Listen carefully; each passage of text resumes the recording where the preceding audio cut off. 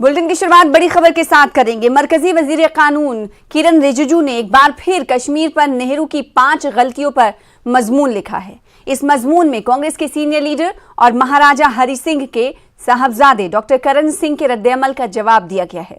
इन्होंने लिखा है कि मेरे मजमून पर करण सिंह का रद्देअमल मायूस कुन है। इस मजमून में किरण रिजिजू ने कई हवाले देकर यह साबित करने की कोशिश की है कि नेहरू अपने एजेंडे के लिए कई बार महाराजा हरि सिंह के कश्मीर के भारत से इल्हाक की दरखास्त को ठुकरा चुके थे। नेहरू पर लिखे गए अपने मजमून पर मरकजी वजीर कानून किरण रिजिजू से हमारे नुमाइंदा ने खुसूसी बातचीत की। भारत के पहले प्रधानमंत्री पंडित जवाहरलाल नेहरू की आज वर्षगांठ है और फिर एक बार जो उन्होंने role play Jammu and Kashmir में वो फिर एक बार डिबेट के दायरे में आ गया है। लॉ मिनिस्टर किरण रिजिजू हमारे साथ हैं, जो लगातार 5 हिस्टोरिक ब्लंडर जो पंडित नेहरू ने कमिट किया, ऐसा वो कह रहे हैं। क्यों हिस्टोरिक ब्लंडर उनको लगता है गलती हुई जम्मू एंड कश्मीर के मामले में, उस पर बातचीत करने के लिए हमारे साथ हैं।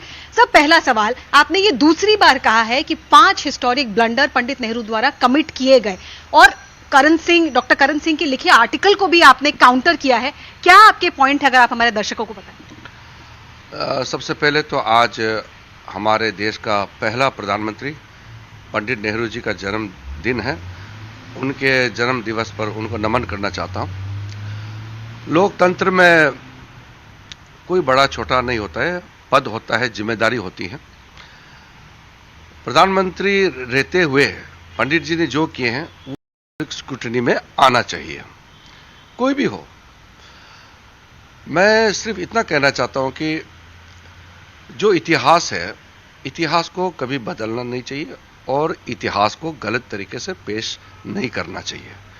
और जो मैं कह रहा हूं और जो मैंने पहले कहा है, वो अपने विचार से, अपने मत से कोई चीज मैंने नहीं कहा। मैं पार्लियामेंट का जो प्रोसीडिंग है और संविधान सभा में जो बात कही गई थी, जो रिकॉर्ड्स में है, उसी को मैंने उजागर किए हैं। कश्मीर का विषय इसलिए महत्व भी है क्योंकि कश्मीर का जो समस्याएं हैं, इसके वजह से कितने लोगों के जाने चले गए और देश को कितना नुकसान हुआ और आज भी हम उससे उभर रहे हैं। जो बीच बीच में कांग्रेस पार्टी और कुछ लोगों के द्वारा ये लगातार कहे जाते थे कि महाराजा हरि सिंह ने भारत के साथ विलय होने में उन्होंने टाइम लगाया और पंडित नेहरू जी का कोई गलती नहीं है, तो ये जो धारणा है उसको बदलना बहुत जरूरी था, जरूरी है। जो भी रिकॉर्ड्स में आप देखेंगे जिसको मैंने कोट किए हैं, जब 15 अगस्त को हमारा आज़ादी डिक्लेयर हुआ, उससे पहले महाराजा हरि सिंह जी ने नेहरू जी को अप्रोच किया और उनको भारत के साथ विलय होने के लिए अपना बात को रखा। लेकिन नेहरू जी ने ही कहा कि जल्दबाज नहीं होना चाहिए और कश्मीर के बाकी जो मेजॉरिटी मुस्लिम है उनसे पूछना चाहिए और ख़ास तौर पर शेख अब्दुल्ला से बातचीत करके उनका इंटरेस्ट को ध्यान में रखते हुए ही विलय का बात करना चाहिए। इसमें साफ झलकता है कि नेहरू जी के लिए देश हित बाद में आते हैं और शेख अब्दुल्ला उनके अपना दोस्त का इंटरेस्ट या नेहरू जी का जो अपना मत है वो ज़्यादा मायने रखते थे। इसलिए जब नेहरू जी ने उनके बात को नहीं माना और पहले इंटरनल रिफॉर्म्स, पहले एडमिनिस्ट्रेशन में रिफॉर्म्स पहले करना चाहिए, जनसभा होना चाहिए, लोगों का मत को लिया जाना चाहिए, ये सब जो कहते हैं तो दिमाग में सबसे पहले तो ये आते हैं। भारत में जितने भी जो उसमें राजा महाराज जितने भी थे, जितना भी हमारे किंगडम थे, सबने तो महाराजा या महारानी जो भी है उनसे बातचीत करके ही विलय हुआ। कोई यहाँ पे प्लेबिसाइट, कोई पब्लिक जनसभा या कोई वोटिंग तो हुआ नहीं है। तो सिर्फ कश्मीर को ही लेकर के नेहरू जी ने महाराजा का बात को अनसुनी करके लोगों का बात सुनना चाहिए। ये जो नेहरू जी का मत था ये गलत था, ये मैंने कहा। सर, देश के पहले प्रधानमंत्री पे आप आरोप लगाते हैं कि देश का हित उन्होंने सबसे पहले नहीं रखा, अपने पर्सनल इक्वेशन रखे। बहुत बड़ा आरोप है ये, कांग्रेस पार्टी इसे ऐसे ही जाने नहीं देगी। देखिए, कांग्रेस पार्टी से मेरा क्या दुश्मनी है, और मैंने कोई ऐसे बातें तो मैंने नहीं कही जो तथ्य से परे हैं। मुझे क्रिटिसाइज करने का कोई मतलब ही नहीं, क्योंकि अगर मुझे क्रिटिसाइज करना है तो उससे पहले नेहरू जी का भी क्रिटिसाइज कीजिए, क्योंकि मैंने नेहरू जी के बातों को रखा है। मुझे विश्वास ना करे, लेकिन पंडित नेहरू जी ने जो बातें कही और जो रिकॉर्ड्स में है, उसको अगर कांग्रेस पार्टी करना चाहते हैं तो मैं क्या कर सकता हूं। आपने आरोप लगाया है कि पंडित जी जब यूनाइटेड नेशंस गए तो उन्होंने गलत आर्टिकल के तहत वो मामला लेकर गए, जिससे पाकिस्तान अग्रेसर होने की जगह पार्टी बन गया कॉन्फ्लिक्ट में। आपने ये भी कहा है कि उन्होंने इंडिया फर्स्ट नहीं रखा, बट काउंटर ये आ रहा है कि ये सारे डिसीजंस पंडित जी के अलग नहीं थे। सरदार पटेल भी सितंबर तक, उस साल के सितंबर तक इन सारे डिसीजंस में शामिल थे, तो पंडित जी की अकेली गलती कैसे हुई? नहीं, अकेले और उसके बातें नहीं है। जो बातें नेहरू जी ने कहा है, नेहरू जी के शब्द है, तो वो तो नेहरू जी को ही कहना पड़ेगा ना। अगर मान लो कि ये डिसीजन कैबिनेट ने लिया है, तो फिर हम उस समय का कैबिनेट को कहेंगे। और जो वाक्य नेहरू जी ने इस्तेमाल किया था, तो वो तो नेहरू जी को ही एट्रीब्यूट करेंगे ना। तो ये इसमें कोई संशय का बात ही नहीं है। इसमें तो जो बात जिन्होंने कहा था उन्हीं को ही ये बात जिम्मेदारी जाएगा ना। क्यों आपको लगता है पंडित जी ने ऐसा किया होगा? क्योंकि कश्मीर एक बॉर्डर स्टेट था, मुस्लिम मेजॉरिटी स्टेट था, क्या इसलिए उन्होंने इसका अप्रोच जूनागढ़ या हैदराबाद के मुकाबले अलग रखा? इसका जवाब तो नेहरू जी ने खुद दिए हुए हैं कि कश्मीर को विलय कराने से पहले भारत के साथ, कि कश्मीर के बाकी से पूछना चाहिए, वहाँ पहले प्रशासनिक रिफॉर्म्स जो भी लेना है वो करना चाहिए, शेख अब्दुल्ला को पहले उसको नेता बनाना चाहिए या उसको आगे लाना चाहिए, उसका जो मत है उसको पहला सुनना चाहिए। तो ये सारा चीज़ें तो मैंने नहीं कहा, पंडित नेहरू जी ने ही कहा है, इसलिए इसका जवाब तो नेहरू जी खुद दिए हुए हैं। बहुत बहुत शुक्रिया सर, हमारे साथ इस मामले पे बातचीत करने के लिए। कानून मंत्री किरण रिजिजू एक बार फिर दोहराते हुए कि कश्मीर पे भारत के पहले प्रधानमंत्री का जो भी रुख रहा, जो भी डिसीजंस रहा, वो हिस्टोरिक ब्लंडर ही कहा जा सकता है। पीके दास के साथ न्यूज़ 18 इंडिया के। फिलहाल इसी के साथ रुकेंगे छोटे से ब्रेक के लिए, कुछ और खबरों के साथ जल्द लौटेंगे।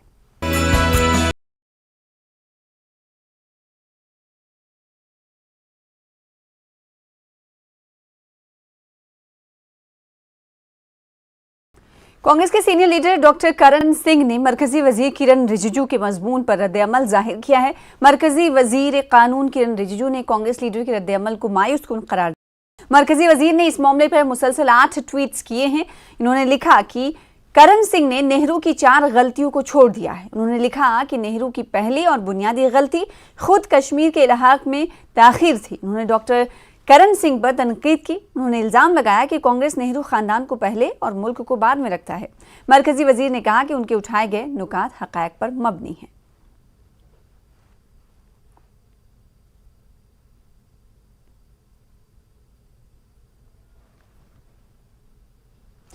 मरकजी वजीर किरण रिजिजू ने पंडित जवाहरलाल नेहरू की 5 गलतियों को उभारा है। रिटायर्ड मेजर जनरल जमवाल ने रिजिजू के बयान की हिमायत करते हुए कहा कि यह सिर्फ पंडित जवाहरलाल नेहरू की गलती की वजह से है कि जम्मू कश्मीर के लोग अब भी मसाइब का शिकार हैं। उन्होंने कहा कि वो खुद इन गलतियों के गवाह हैं जो जवाहरलाल नेहरू ने की हैं। उन्होंने कहा कि मसले कश्मीर को अक़वाम मुत्तहिदा में ले जाना नेहरू की सबसे बड़ी गलती है, क्योंकि हिंदुस्तानी फौज POK पर दोबारा कब्जा करने के लिए तैयार थी, लेकिन ये सब एक साजिश के तहत किया गया जो नेहरू और शेख मोहम्मद अब्दुल्ला ने रची थी। सबसे पहले तो मैं ये कहूँगा कि शुक्र है किसी ने कुछ तो हमारे असलियत बाहर निकाली है, बोला है। नहीं तो 75 साल से कम 72 साल हमने देखा है हमारे बारे में कोई बात ही नहीं करता था। और जो गलतियाँ नेहरू से, शेख से, फ़रूक से, महबूबा से होती जा रही थी, वो जमा होती जा रही थी, उसके बारे में कोई नहीं बोलता है। ये मैंने पहली बार सुना है कि एक हमारे लॉ मिनिस्टर ने, वो भी कहीं ईस्ट से, उनको जम्मू कश्मीर का कोई शायद लगाव भी इतना नहीं हो, तो वो purely officially as a law minister he has given a statement and I have read it very thoroughly, बड़ी अच्छी तरह से मैंने, और मैं तो उस वक़्त का चश्मदीद गवाह हूँ। ये सब मैंने श्रीनगर में था उस वक़्त 47 में, जब सारा कुछ हो रहा था। बिल्कुल ठीक कहा है और शुक्र है उसने ये कहा है। और अब जो कोई इसके खिलाफ कहता है उसको ये भी समझना चाहिए कि डॉक्टर करण सिंह जी ने, जो who is the authority, who is also the sufferer of this, उन्होंने भी साफ कर दिया है 1947 के पहले भी और बाद भी कहा गया है, लिखा गया है, वो सब गलत था, बकवास था।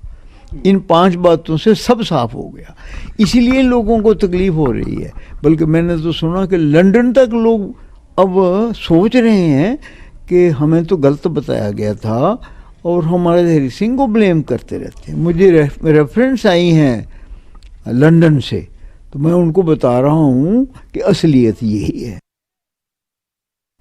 तो पंडित जवाहरलाल नेहरू पर मरकजी वजीर किरण रिजिजू के news18.com पर लिखे गए आर्टिकल पर जम्मू कश्मीर कांग्रेस के साबिक सदर जी मीर ने रद्द-ए-अमल जाहिर किया है। मीर का कहना है कि बीजेपी ने हमेशा मुल्क की मनफी तारीख को पेश किया है। उन्होंने कहा कि डॉक्टर करण सिंह बजाते खुद एक तारीख हैं और उनको गलत करार नहीं दिया जा सकता।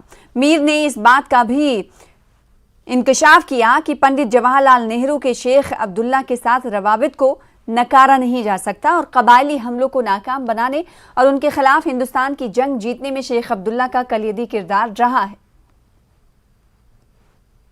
और जम्मू कश्मीर के इस सारे पस मंज़र में आज के दिन पर डॉक्टर करण सिंह से बेहतर कोई आदमी नहीं है। ये तो एक लाइव हिस्ट्री।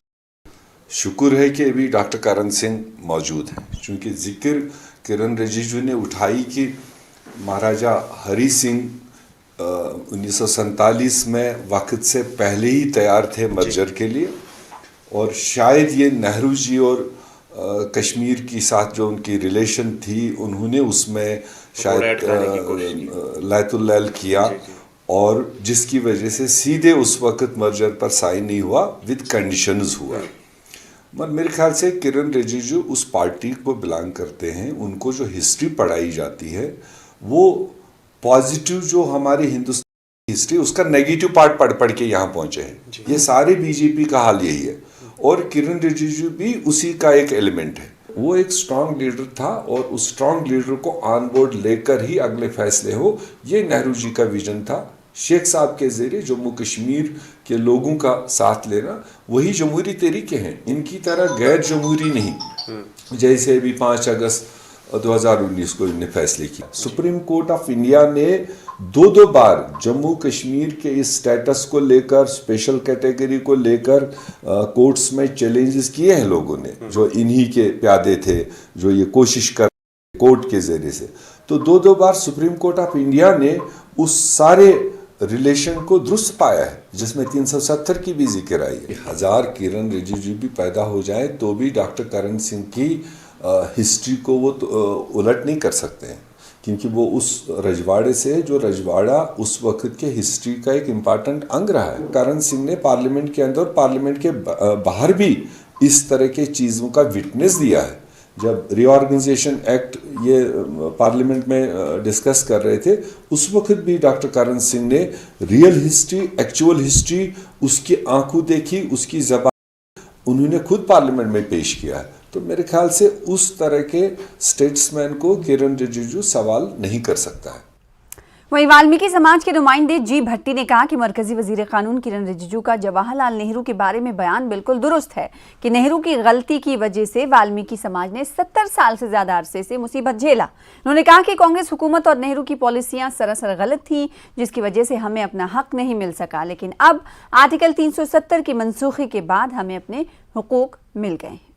वो जो कोई फैसला था जो अपना नेहरू साहब ने अपने टाइम पे किया था, उसके लिए देखिए उसकी वजह धारा 370 एक टेम्पररी जो प्रोविज़न था उसको शामिल किया गया था, जिसके लिए डॉक्टर भीमराव अंबेडकर तब के लॉ मिनिस्टर उन्होंने भी मना किया था कि ये काम मैं नहीं करूँगा, कि हर चीज़ जो गवर्नमेंट जो हमारे इंडिया की आपको प्रोवाइड करेगी और आप हमारे रूल नहीं फॉलो करोगे। तो इसके लिए बाबा साहब भीमराव अंबेडकर जी ने साफ क्लियर मना किया था कि इस कानून के मैं पक्ष में नहीं हूँ। और उसी कानून की वजह से हमने 75 सालों तक दंड सहा है, एक तरह का काले कानून जो हमारे पे थोपा गया था, जिसका शिकार वाल्मीकि समाज, गोरखा समाज और वेस्ट पाक रिफ्यूजी और आधी आबादी जो हमारी महिलाओं की थी जम्मू कश्मीर की, उनको सफ़र करना पड़ा। जो हमारे रिजिजू साहब हैं, जो हमारे लॉ मिनिस्टर, उन्होंने बिल्कुल सही बयान दिया है कि आगे बढ़ेंगे। जम्मू में 69वीं ऑल इंडिया कोऑपरेटिव वीक के प्रोग्राम से एलजी मनोज सिन्हा ने खिताब किया। इस मौके पर मनोज सिन्हा ने कहा कि कोऑपरेटिव पीएम नरेंद्र मोदी और अमित शाह की क़यादत में तरक्की कर रहे हैं और जम्मू कश्मीर में महकमे ने पिछले 1.5 साल में अच्छा काम किया है। एलजी मनोज सिन्हा ने मजीद कहा कि माजी में हुकूमतों की आदम तवज्जुही की वजह से इस शोबे को कुछ नुकसान उठाना पड़ा है। सबसे पहले मैं आप सभी को सहकारिता सप्ताह की बहुत शुभकामनाएं देता हूं। सहकारी समितियों से जुड़ा हर सदस्य, हर किसान आज माननीय प्रधानमंत्री जी तथा देश के सहकारिता मंत्री श्री अमित शाह जी के मार्गदर्शन में सहकारिता आंदोलन की मजबूत इमारत निर्मित करने में एक नए युग की शुरुआत करने में जुटा है। मेरी शुभकामनाएं ऐसे सभी कर्मठ मित्रों के साथ भी हैं। पिछले वर्ष सहकारिता मंत्रालय का गठन भारत सरकार ने किया था। सामान्य रूप से कोऑपरेटिव स्टेट सब्जेक्ट माना जाता था और भारत सरकार की कुछ शीर्ष संस्थाएं थीं जो कोऑपरेटिव के क्षेत्र में काम करती थीं। पहली बार भारत सरकार ने सहकारिता मंत्रालय नाम से एक विभाग प्रारंभ किया है। देश की अर्थव्यवस्था में, विशेष रूप से ग्रामीण अर्थव्यवस्था में सहकारिता की भावना को समृद्ध करने के लिए मैं समझता हूं कि एक महत्वपूर्ण कदम है और मुझे उम्मीद है कि आगे इस समृद्ध कालखंड में सहकार की नई संस्कृति विकसित करने में हम सब मिलकर के अवश्य कामयाब होंगे। 14 नवंबर को मुल्क के पहले वजीर आजम पंडित जवाहरलाल नेहरू का यौम पैदाइश मनाया जाता है। इस मौके पर कांग्रेस के कारकुनों ने सांबा में कांग्रेस पार्टी की तरफ से मुनक्किदा प्रोग्राम के दौरान जिला सांबा के एग्जीक्यूटिव सदर बबल गुप्ता की सदारत में जवाहरलाल नेहरू को खराज अकीदत पेश किया। कांग्रेस कारकुनों ने नेहरू की तस्वीर पर फूल चढ़ाए। वो पहली दफा देश के प्रधानमंत्री बने तो जहां तक सुई तक भी हमारे देश में नहीं बनती थी, लेकिन जब वो प्रधानमंत्री बने, हवाई जहाज से लेकर साजो सामान जो का सेना का साजो सामान था और बाकी जो रोजमर्रा की चीजें जो हमारे इस्तेमाल में आती हैं सारी हमारे देश में बनने लगी। ये उनका एक बड़ा योगदान था कि हम सुई तक भी नहीं बनाते थे, लेकिन टैंकों तक, हवाई जहाज तक, मिसाइलों तक जो है ये प्रधानमंत्री जवाहरलाल नेहरू की देन है। तो जवाहरलाल नेहरू को देश के लिए जो काम किया वो आज पूरी दुनिया उनको याद करे, पूरे देश में उनका आज ये जन्मदिन मनाया जा रहा है। आगे बढ़ लेते हैं। गुरेज में दौरान शब से ही भारी बर्फबारी शुरू हुई है, जिसके चलते सरहदी इलाकों में मामूलाती जिंदगी मुतासिर हुई है। गुरेज इलाके में ये इस मौसम की पहली भारी बर्फबारी है। मैकेनिकल इंजीनियरिंग महकमा सड़कों से बर्फ हटाने में जुटा है। इंतजामिया ने एहतियाती तौर पर बांदीपुरा गुरेज सड़क के लिए बंद रखा है। रात भर जो ताजा बर्फबारी हुई, तकरीबन 1 फुट से ज्यादा बर्फबारी हुई और जिसके कारण गुरेज बांडीपुरा रोड एक बार फिर से बंद कर दिया गया है गाड़ियों की आमद रफ्त के लिए। लेकिन अगर देखा जाए तो बर्फ कश्मीर की एक पहचान भी है, लेकिन वहीं गुरेज के लोग इससे बहुत परेशान भी है। तो बहुत अच्छा लगता है कि यहाँ पे जो इससे खूबसूरती और भी बढ़ जाती है। अगर बात की जाए तो एक बार फिर आज गुरेज का जो रास्ता है वो भांडीपुरा और गुरेज का जो रास्ता है वो फिर से बंद हो गया, क्योंकि अभी जो आज रात को जो बर्फबारी पड़ी 1 या 1.5 फुट ज़्यादा बर्फ पड़ी। अभी क्या है कि जो यहाँ पे मैकेनिकल डिपार्टमेंट है उन्होंने जो यहाँ से जो गलियों कोचों और जो यहाँ पे रास्ते हैं उनको अभी मैकेनिकल डिपार्टमेंट ने सुबह काम लगा दिया गया था।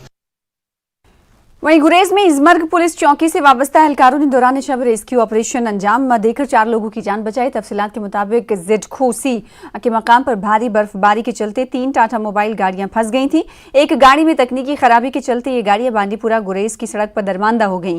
पुलिस को इत्तला मिलते ही एक रेस्क्यू पार्टी को इलाके की तरफ रवाना किया गया। तकरीबन रात के 3 बजे रेस्क्यू पार्टी ने अपनी जानों की परवाह किए बगैर 4 लोगों को इजमर्ग पुलिस चौकी में पहुंचाया। लोगों ने पुलिस की बरवक्त कार्रवाई पर उनका शुक्रिया अदा किया है।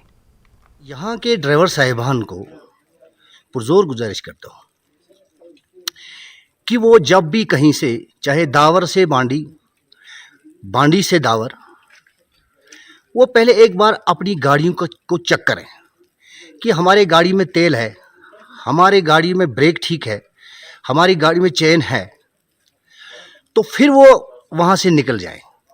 और एक बार मैं पुरजोर गुजारिश करता हूँ कि जो टाइम दिया है, कट ऑफ टाइम जो है, तो उसके किसी गाड़ी को अलाउ नहीं किया जाएगा। हम कंजलवट टीसीपी से निकले कल 11 बजे और आगे हमको काम था एयरटेल टावर, हम नेटवर्क में काम कर रहे हैं और उधर थोड़ा टाइम लग गया था। बाद में हम जब निकले ऊपर पहुंच गए और ऊपर हमको एक गाड़ी खराब हो गई। हमको रेस्क्यू किया आराम से, उन्होंने हमको नीचे उतारा, फिर हमको कुछ सब कुछ दिया, खाना शाना, हम उनके साथ सेफ है, कोई बात नहीं, हम डरने की कोई बात नहीं। पता नहीं हमारे साथ क्या होता, तकरीबन टाइम था रात के 2 बजे सर, पता नहीं था हमारे पास क्या होता, क्या हम जिंदा रह पाते या नहीं रह पाते। हम बहुत शुक्रगुजार है पुलिस स्टेशन वालों से।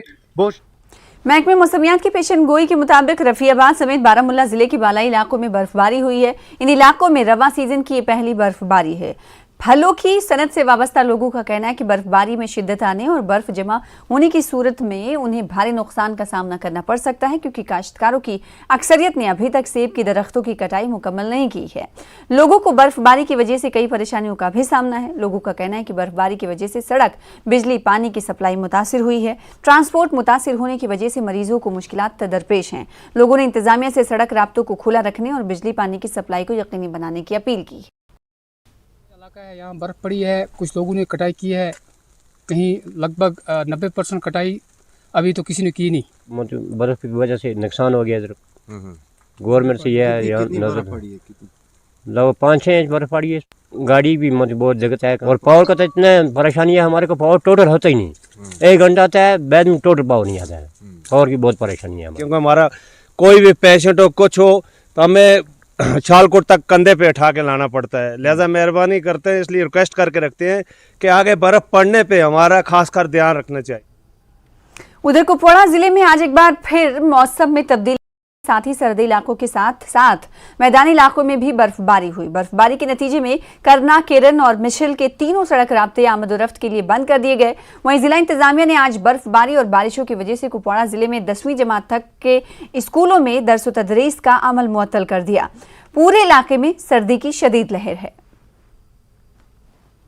रात पे लोग शीन तो तकरीबन जब डोबनस अत शाय शीन पावर कुछ नेब निशान बिजली सुबह पे सुबह बांग पोरस तम पे बिजली विजली कहें शीन सुबह 4 बजे पे शीन पे जबरदस्त। वहीं जिला पुंछ को कश्मीर से जोड़ने वाली तारीखी मुगल रोड कल रात से जिले के निचले इलाकों में शदीद बर्फबारी और पीर पंचाल की पहाड़ियों के साथ साथ ऊंचे इलाकों में शदीद बर्फबारी की वजह से ट्रैफिक के लिए मुकम्मल तौर पर बंद है। मुगल रोड पर पोशाना से पीर की गली के दरमियान तकरीबन 6 इंच से 1.5 फीट तक बर्फ पड़ी है। इलाके में बर्फबारी का सिलसिला जारी है। दूसरी जानिब जिले में बारिश और बर्फबारी से दर्जे हरारत में जबरदस्त गिरावट आई है।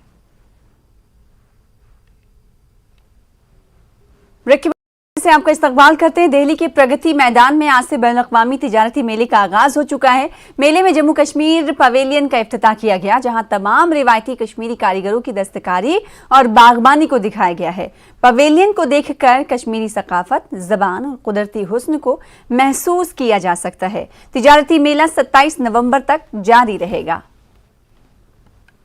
के साथ साथ आज के डेट में यहाँ पे हॉर्टिकल्चर के प्रोडक्ट्स भी है, एग्रीकल्चरल प्रोडक्ट्स हैं, फिर जो है एरोमेटिक एंड मेडिसिनल प्लांट्स भी है, फिर हमारे जो है जम्मू कश्मीर मिनरल्स से यहाँ पे सफायर को भी हम हाईलाइट कर रहे हैं। तो यहाँ पे एक तो जो है काफ़ी फुटफॉल हम एक्सपेक्ट कर रहे हैं कि आने वाले दिनों में और काफ़ी प्रेस्टिजियस इवेंट रहता है ये। इसमें हम इस बार जो है एक तो live demonstration of various crafts भी कर रहे हैं, फिर हमने थोड़ा म्यूज़िक भी इस साल कंबाइन किया है। नीचे हमारा जो है फूड स्टॉल भी JKTDC के सपोर्ट से चल रहा है। तो अगर हम देखें तो यहाँ पर हम देख रहे हैं कि यहाँ पर जो कश्मीर का क्राफ्ट है उसको दिखाने की कोशिश की गई है, टूरिज्म है उसको दिखाने की कोशिश की गई थी।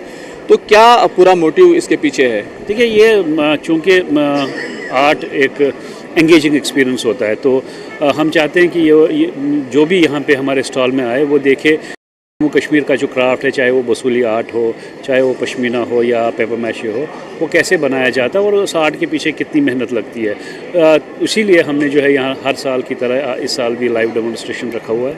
उसके साथ साथ थोड़ा सा हम यहाँ जो है लोकल जम्मू कश्मीर का म्यूज़िक भी शोकेस करें और कुजीन तो है ही है बाहर, तो एक कंप्लीट और कंपोजिट एक्सपीरियंस हम कोशिश कर रहे हैं जो भी यहाँ पे पर्यटन हो या बायर हो यहाँ आए और एक जम्मू कश्मीर की जो है एक एक्सपीरियंस लेके वापस जाए। हमारे कश्मीर में ही काफ़ी, आप अगर एम्ब्रॉयडरी की बात करें तो स्टेपल है, क्रियोल है, अलग अलग किस्म के एम्ब्रॉयडरी के प्रोडक्ट्स जो हैं वो मिलते हैं। जब हम जम्मू की तरफ आते हैं तो आपको बसोली पेंटिंग्स का नाम जो इंटरनेशनल फेम की हैं वो आपको उनका स्टॉल आज यहाँ पे मिलेगा। ब्लॉक प्रिंटिंग जो बेड शीट्स हैं बड़ी फेमस हैं सांबा डिस्ट्रिक्ट के, वो आपको मिलेंगे। और उसके साथ साथ हमारे यहाँ पे कुछ चिकरी के प्रोडक्ट्स हैं, बैम्बू के प्रोडक्ट्स आपको यहाँ जम्मू के मिलेंगे। और कश्मीर के डिफरेंट जो डाइवर्स हैंडलूम के जो प्योर पश्मीना की प्रोडक्ट्स हैं वो भी आपको यहाँ पे अवेलेबल हैं। अगर जो पश्मीना का शॉल आपको मिलेगा वो GI सर्टिफाइड मिलेगा, उसमें कोई किस्म की कोई उसमें एडिशन या डिलीशन कुछ नहीं की होगी, 100% प्योर पश्मीना। और अगर कोई प्योर प्रोडक्ट लेने का, शॉल्स लेने का या सूट्स लेने का पश्मीना का, वो इस स्टॉल में हमारे JK यहाँ पेविलियन में ज़रूर विजिट। मेजरली पहले क्या होता था, पहले हाथ का बनता था, फिर मशीन आ गई, तो तब सरकार जब आ गई तब नया GI टैग दे दिया। जैसे आप यहाँ देख सकते हो GI टैग, या GI टैग ये मतलब आपको प्योर पश्मीना सूट साड़ी, और उसमें एडिट क्या होती है कश्मीरी हैंडवर्क। वो हैंडवर्क हमारे यूजुअली 3 टाइप के होते हैं, एक होती है वीविंग में, दूसरा होता है सोज़ में और तीसरा होता है आरी में। सर प्रोडक्ट है सर, शॉल है, सूट है, कुर्ती है सर, स्टॉल्स है, साड़ी है सर, हर मतलब जो यूजुअली वुमेन पहनते हैं, और जेंट्स के लिए सूट्स बहुत सारी चीज़ें हैं, कॉक्सकॉम भी है उसमें। तो वो सब चीज़ें लेकर हम अपने जो FPOs हैं हमारे जो इससे जुड़े हुए हैं और एंटरप्रेन्योर्स हैं उनको लेकर हम यहाँ पर आए हैं, उनका एग्जिबिट कर रहे हैं हम। और बहुत ज़्यादा सराहना हो रही है यहाँ पर, जो फुटफॉल है बहुत ज़्यादा है यहाँ पर इस स्टॉल पे। जब वो देखते हैं कि एग्रीकल्चर का स्टॉल है, वो इनको ये है, तो बहुत ज़्यादा अच्छा रिस्पॉन्स रहा है। मैं शमसुल हसन मीर हूँ। जम्मू में हुकूमत की तरफ से फ्लोरिकल्चर शोबे को फ़रोग देने के लिए मुख्तलिफ इक़दामात किए जा रहे हैं। महकमे और सरकार की कोशिशों की वजह से फ्लोरिकल्चर के शोबे को बहुत ज़्यादा फ़रोग हासिल हो रहा है। कमर्शियल फ्लोरिकल्चर ख़ास तौर पर किसानों को हुकूमत के तमाम स्कीमों और दिगर मुताल्लिका इंटरवेंशंस की मदद से अपने मुनाफे को बढ़ाने में मदद कर रहा है। किसान भी अब आहिस्ता आहिस्ता इस शोबे को अपना रहे हैं। देखिए समीर भट्ट की ये रिपोर्ट।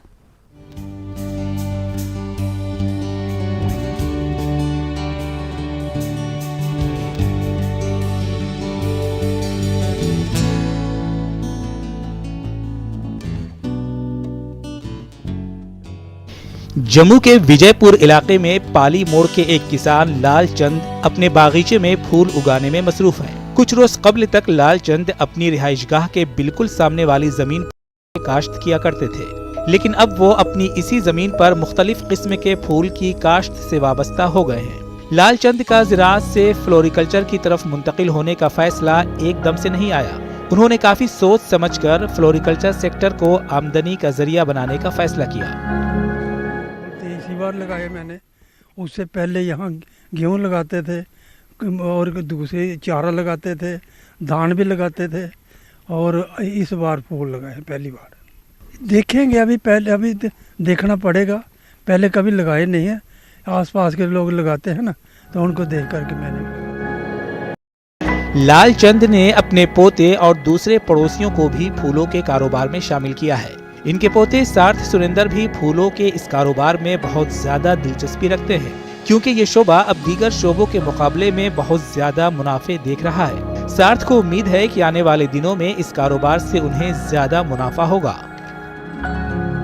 स्पेशली जैसे ये जो फील्ड्स हैं यहाँ पे जो राइस की या पैडी की जहाँ पे थोड़ी दिक्कत आती है, तो वहाँ पे फूल वगैरह लगा के बंदा कमर्शियली बेनिफिट में रहता है, तो स्कोप भी इसका अच्छा है। तो हम तो बस इस बार तो हमने पहली बार ही लगाए हैं और मतलब अच्छा भी लगता है, और हम जब यहाँ पे आते हैं मतलब एक मैसेज भी मिलती है और ऐसे ह्यूमेन लगता है कि हाँ भाई अच्छा काम किया। ये मेरे पास काम नहीं था, इसमें जुड़ गए मैंने, तो इसमें अच्छी कमाई हो रही है। मेरा उनका भी चलता है, मेरा भी चलता है।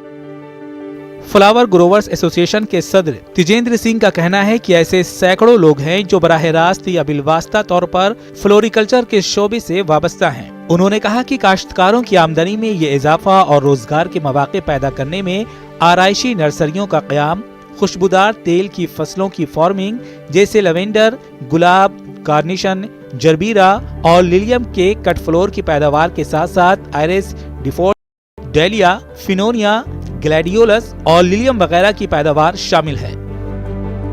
चाहेंगे कि सरकार ये बात सुनिश्चित करे कि जो फ्लोरिकल्चर की फंडिंग आती है उसमें जो 50% जो शेयर है वो कमर्शियल फ्लोरिकल्चर के लिए रखना चाहिए।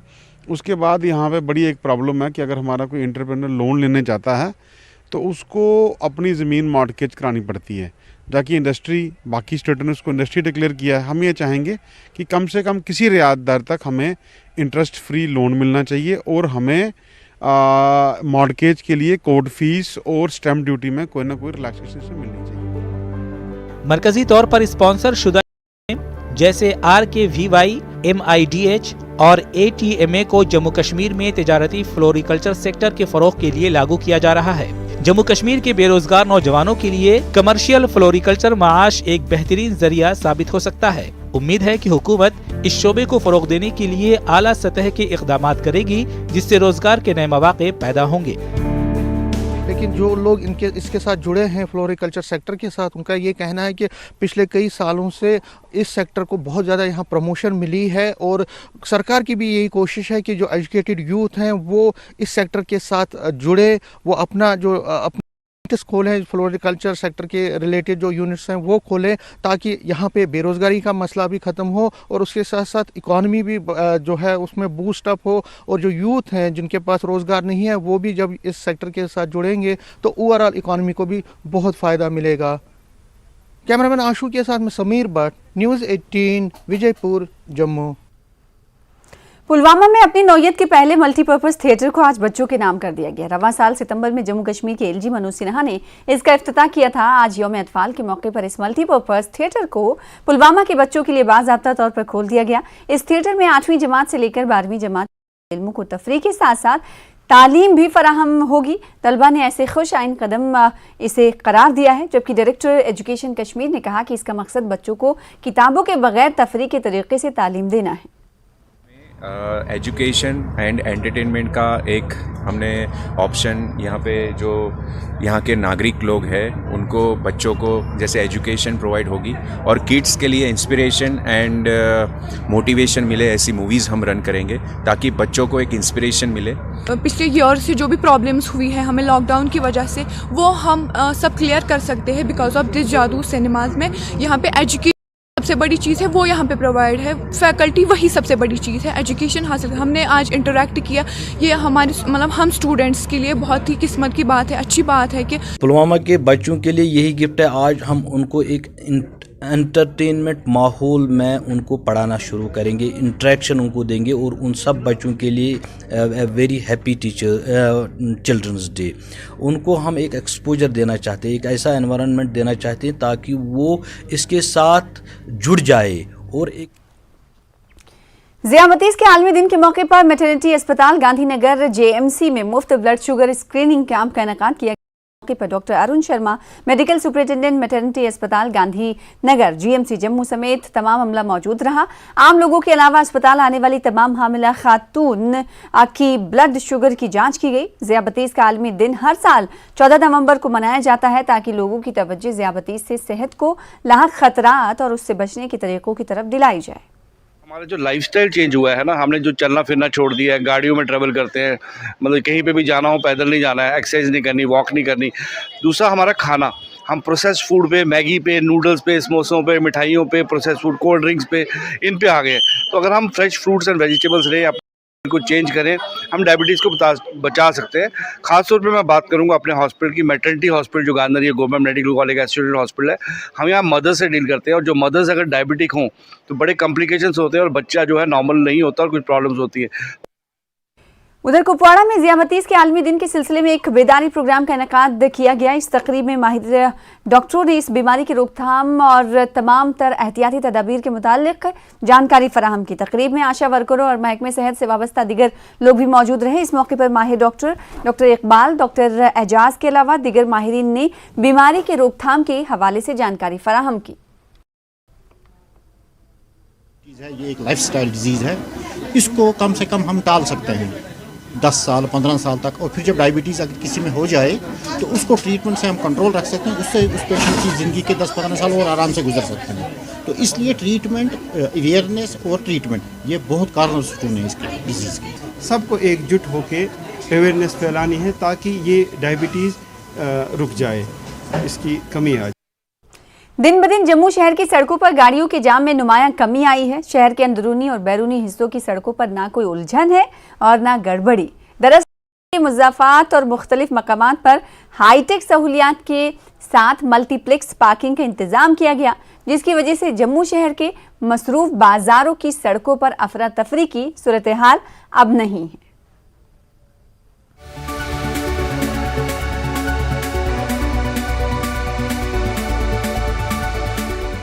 एक वक्त था जब जम्मू शहर के मेन रोड पर अफरा तफरी और गंदगी हुआ करती थी। आज का जम्मू शहर के अंदरूनी और बैरूनी हिस्सों में पार्किंग के लिए दस्तयाब हाईटेक सहूलियात के साथ काफ़ी हद तक बदल गया है। जम्मू शहर के पास अपनी मल्टीप्लेक्स पार्किंग की जगह है, शहर के कल्ब में है, जिसे भारत माता चौक के नाम से जाना जाता है। पार्किंग जोन में हाईटेक और जदीद सहूलियात हैं, जिनमें लिफ्ट भी लगाई गई हैं। स्मार्ट सिटी के तहत एक और पार्किंग जोन जम्मू में बस स्टैंड के करीब मुताद्दिद मंजिलों के साथ बनाया गया है, जिसने इंदिरा चौक की भीड़ को भी कम कर दिया है। दोनों multiplex parking Jammu development authority ने बनाया है। शहर और इससे मुत्तसिल इलाके के लोग इस सहूलत से मुतमईन हैं और इस सिलसिले में की जाने वाली कोशिशों की सताइश कर रहे हैं। ये गवर्नमेंट ने जो कदम उठाया ना, ये पार्किंग वाला जो जेडीए की जो पार्किंग बनी है बेहतर है। हम आपको बताएं कि हम आते हैं दूर एरिया से, गांव से आते हैं दूर से, और पहले हम जब यहाँ पे आते थे तो पार्किंग में गाड़ी बाहर खड़ी करते थे, कहीं भी खड़ी करते थे तो बहुत ज़्यादा दिक्कत होती थी, खड़ी नहीं कर सकते थे हम तो कहीं बस स्टैंड में लगाते थे, कहीं उधर लगाते थे, तो ट्रैफिक वाले भी बोलते थे हाँ भाई यहाँ कहाँ लगा दी, काफ़ी होती थी। तो जब से ये पार्किंग बनी है तो हर एक के लिए बहुत ही फ़ायदेमंद है। हमारे लिए तो जो दूर दराज से लोग आते हैं ना, उनके लिए बहुत ही फ़ायदेमंद है ये पार्किंग। ये बहुत तरह से फ़ायदा है। एक तो ये मल्टी पार्किंग है, मतलब लिफ्ट सिस्टम है, गाड़ी लिफ्ट पे लगाते हैं, गाड़ी खुद ब खुद अपने आप आगे पीछे लेते रहते हैं। वो लोगों को जहाँ पे व्यापारी वर्ग के लोग जाते थे, लोगों को क्या करता था, गाड़ी रोड पे लगा के लगानी पड़ती थी। कई बार क्या होता था, ट्रैफिक वाले भी गाड़ी उठा के ले जाते थे। इससे पार्किंग से लोगों को बहुत ज़्यादा सुविधा प्राप्त हुई है और काफ़ी ज़्यादा लोगों का जो बहुत ज़्यादा वो कम हुआ है। जम्मू म्यूनिसिपल कॉरपोरेशन पंचतर्ती जम्मू में अपने मल्टीप्लेक्स पार्किंग जोन को जल्द ही शुरू करने जा रहा है। इस मल्टीप्लेक्स पार्किंग जोन पर आवाम की सहूलियात के लिहाज से काम जारी है, ताकि पुराने शहर में भी ट्रैफिक की गड़बड़ी कम हो और खुशगवार माहौल बना रहे। जितने भी मार्केट्स हैं, जैसे हम अप्सरा मार्केट की बात कर लें, जहाँ शहर में और बड़ी मार्केट्स हैं वहाँ की बात करें, मार्केट की बात करें, जहाँ आप शहर के कुछ ऐसी जगह हैं तो उनका भी हम सोच रहे हैं कि जहाँ आजकल के स्मार्ट पार्किंग भी आ रही हैं, जो मरला और 2 मरले जगह में 8 गाड़ियाँ वहाँ पे एट ए टाइम पार्क होती हैं, अगर ज़्यादा जगह तो 16 होती हैं। इस तरह से भी हम एक पूरा शहर का, मैं और मेयर साहब, कमिश्नर साहब सारे मिल के एक ऐसा प्रयास कर रहे हैं कि हमारी प्रायोरिटी है कि जम्मू शहर को बाकी अलाइड डिपार्टमेंट्स जो हैं उनसे भी ट्रैफिक कंजेशन का छुटकारा मिले। स्मार्ट सिटी प्रोजेक्ट जम्मू को एक नया लुक देगा, क्योंकि इर्द गिर्द की हर चीज नए कॉन्सेप्ट के साथ बदल रही है। स्मार्ट सिटी के कॉन्सेप्ट को शहर की के हवाले से अपनाने की जरूरत है। हुकूमत की ये कोशिश यकीनी तौर पर जम्मू को आलमी सेहती नक्शे पर लाने की राह हमवार करेगी, जो जम्मू की कारोबारी बरादरी की माशी बहबूद के लिए फ़ायदेमंद साबित होगी। जम्मू से राजेंद्र टिक्कू की रिपोर्ट। जम्मू कश्मीर के जिला डोडा में एक बार फिर जल शक्ति डिपार्टमेंट डोडा के डेली वेजर्स मुलाजमीन ने सड़कों पर उतरकर नाराजगी जाहिर की। पीएचई मुलाजमीन यूनाइटेड फ्रंट के बैनर तले जल शक्ति डिपार्टमेंट डोडा पर एहतजाज किया। एहतजाजियों ने अपने मुतालबात को जल्द अज जल्द पूरा करने की एलजी इंतजामिया से अपील की। उन्होंने बीजेपी की जानिब से तश्कील दी गई कमेटी से मसाइल हल होने की उम्मीद भी जताई। अगर वो हमारा मसला हल करेंगे हम उनको चीफ मिनिस्टर भी देंगे। अगर वो हमारा मसला हल नहीं करेंगे, जैसे पीछे चीफ मिनिस्टर यहाँ से अब खत्म हो गए हैं, वैसे ही बीजेपी भी यहाँ से खत्म हो जाएगी। बीजेपी के प्रेसिडेंट रविंदर रैना साहब हैं, उन्होंने एक कमेटी बनाई है। हम उम्मीद करते हैं कि अगर इन्होंने इस वक्त एक कमेटी बनाई है, हम उम्मीद करते हैं उनसे यही कि वो जल्दी से जल्दी हमारा मसला हल करें। हमारे घर का कोई सिस्टम इस तनख्वाह से नहीं चल रहा है। जो हमारी तनख्वाह है इससे कोई गुजारा नहीं हो रहा है। ना बच्चों की पूरी हो रही है, किताबें बाकी चीज़, ना हम अपने माँ बाप को कुछ दवाई वगैरह कुछ नहीं कर पाते हैं, फिर अपने लिए भी कुछ नहीं। अब बच्चों का मसला बचा है, शायद हम वो भी नहीं कर पाएंगे। अब लास्ट उम्मीद हमारी बची थी बीजेपी की है, लेकिन हमने वो भी उनको 25 एमएलए यहाँ से दिए, लेकिन अब वो भी शायद अभी नहीं कर रहे हैं। अभी उम्मीदें फिर भी उन्हीं से लगाए बैठे हैं हम। अभी नहीं तो कभी नहीं, अगर पॉलिसी नहीं तो घर वापसी नहीं। जब तक न सरकार हमारी ये पॉलिसी डिक्लेयर करेगी, SRO चौहट के तहत रेगुलाइजेशन हमारी शुरू करेंगे, तब तक हम वापस नहीं आएंगे। अगर खुदा न खास्ता कोई लेतो लाल इन्होंने फिर किया कमेटी बनाकर भी, तो हम बाज़ाब्ता तौर एक ऐसा ऐलान करेंगे, ऐसी एजिटेशन हमारे जम्मू कश्मीर की तारीख में कोई नहीं होगी। दमहाल हांजीपुरा कुलगाम में एसटी जुमरे से ताल्लुक रखने वाले अफराद ने अपने हुकूक के तहफ़्फ़ुज़ के लिए एहतजाज किया। एहतजाजियों की जानिब से एक जुलूस निकाला गया। अपनी पार्टी के सीनियर लीडर अब्दुल मजीद पडर की क़यादत में एसटी बचाओ मार्च का एहतमाम अमल में लाया गया। उन्होंने उम्मीद जाहिर की कि सरकार इस तबके से ताल्लुक रखने वाले अफराद के हुकूक और उनकी जायज़ मांगों पर गौर करेगी। 2 दिन पहले भी एक प्रोग्राम था, जो अहरबस एक प्रोग्राम था, उनको भी रोका गया, और आज हमारा जो डीएचपुरा से जाने का था हमें भी रोका गया। लेकिन बराए मेहरबानी, हमें ये किसी के खिलाफ नहीं है, हमारे अपने हक का मामला है। अपना हक लेने की बिल्कुल हम इसे रोके ना कोई। हमारे हक पे, हमारी एसटी पे कोई डाका डाला गया तो हम कश्मीर से लेके कन्याकुमारी तक तमाम लोग सड़कों पे आएंगे। एसटी लोगों के साथ में प्रोटेस्ट पर निकला है, ताकि उनका जो उनके मामलात है, जो उनका प्रोटोकॉल था, वो सेफ रहे। मैंने गवर्नमेंट ऑफ इंडिया से भी गुजारिश की है, हम किसी कौम के खिलाफ नहीं है। अगर गवर्नमेंट ऑफ इंडिया किसी को दर्जा देना चाहते हैं उनको दे दें, लेकिन एसटी के साथ छेड़छाड़ ना करें। उधर जिला उधमपुर के खोरडी ब्लॉक में पंचायत लोअर बारमेन के वार्ड नंबर 4 में मंडल बर्मीन इरिगेशन कुल की मरम्मत के काम जारी है। ने तामीरी काम में नाकिस मटेरियल इस्तेमाल करने का इल्जाम लगाया। इन्होंने मेयारी मटेरियल इस्तेमाल करने और क्वालिटी वर्क करने का मुतालबा किया। उधर महकमे आबपाशी उधमपुर के assistant executive engineer Rajeev Gupta ने कहा कि कुल के काम को बार बार चेक किया गया है। उन्होंने कहा कि कुल की मरम्मत के दौरान सब स्टैंडर्ड मटेरियल के इस्तेमाल की कोई शिकायत नहीं मिली। उन्होंने मजीद कहा कि वो इस मामले की शख्सी तौर पर तहकीकात करेंगे और अगर कोई रुकावट पाई गई तो उसे दूर किया जाएगा। ये 2007 में नई बनी थी, उसके बाद इसका सर्वे जो 2015 से चल रहा था, लेकिन अभी 2022 में इसका काम आया है। लेकिन जो काम जो है वो उस दिन होना चाहिए जो हो रहा है, जैसे नहर का काम चाहिए। ये अपने ही हिसाब से कर रहे हैं, ना किसी लोकल से डिस्कस की इन्होंने, ना किसी को पूछा कहाँ पर इसका मतलब ज़्यादा रिपेयरिंग का ज़रूरत है या क्या है। अपने हिसाब से ही वो कर रहे हैं, और इसमें मटेरियल भी जो है वो सही कंडीशन का नहीं लग रहा, जो लगना चाहिए। जो रेशो जो है वो अच्छी नहीं लग रही।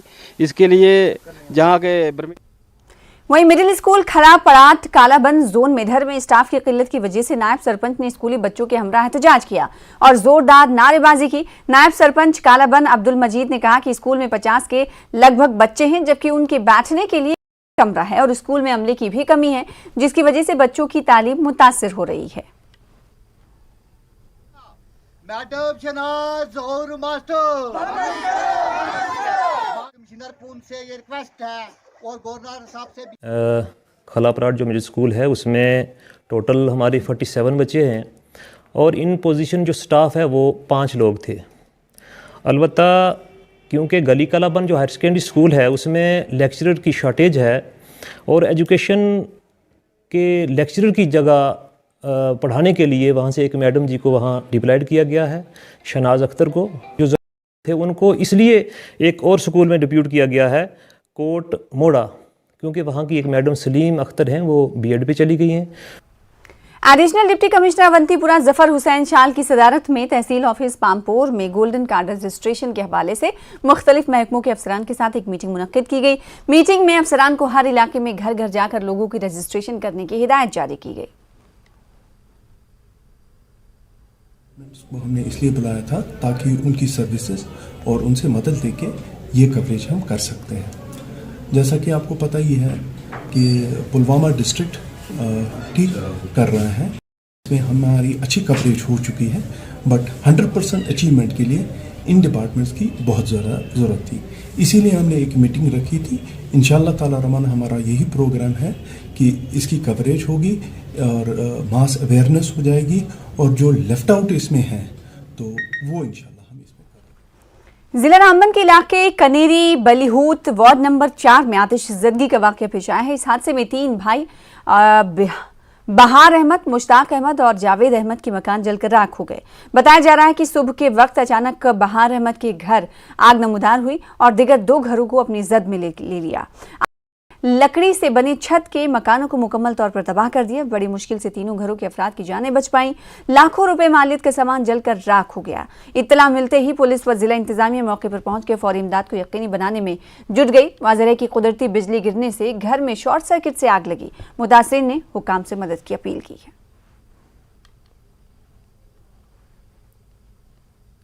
फिलहाल इसी के साथ इस बुलेटिन में इतना ही। दीजिए इजाजत। आदाब।